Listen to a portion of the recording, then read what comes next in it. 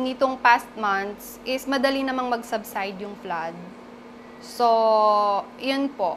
Ang mga ginagawa naman natin is yung mga clean up drive sa rivers.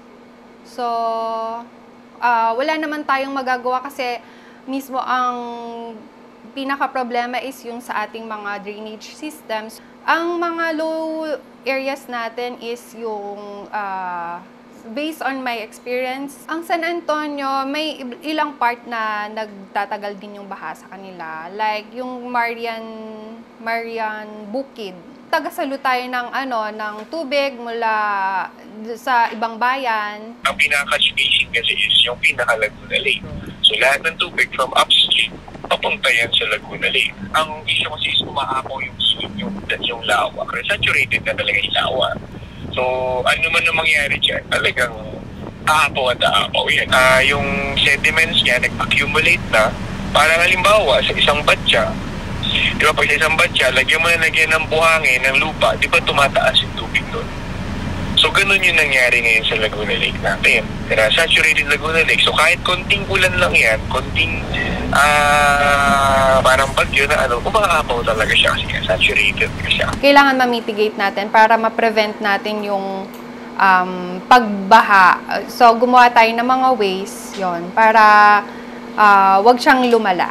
Nakikita nyo ginagawa doon na flood control, na nilalagyan nila ng boulders yan, bakal pa. Ay, nandun sa may tapat ng Wagis. Ngayon, mataas na yun. 5 feet ang taas niya mula sa karsada. Ang sabi nila, yun daw ay para yung tubig dagat, hindi tumabon dito sa kabahayan.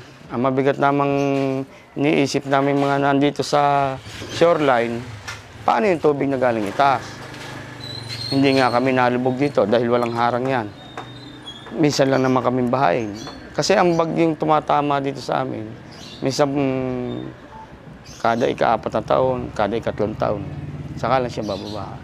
Kagaya ngayon, nakakailang taon na kami hindi binaba. Tagal na rin.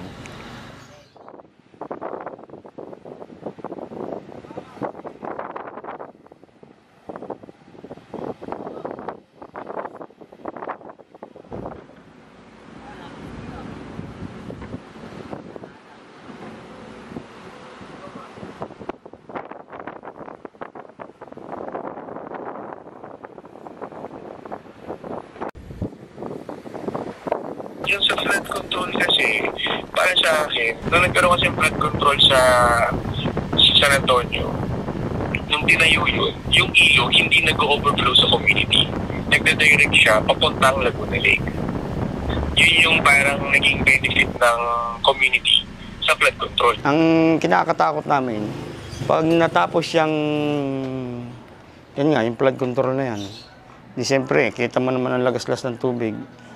Galing sa mga kabundukan ng Makiling, ng Sampabli, Kalawan.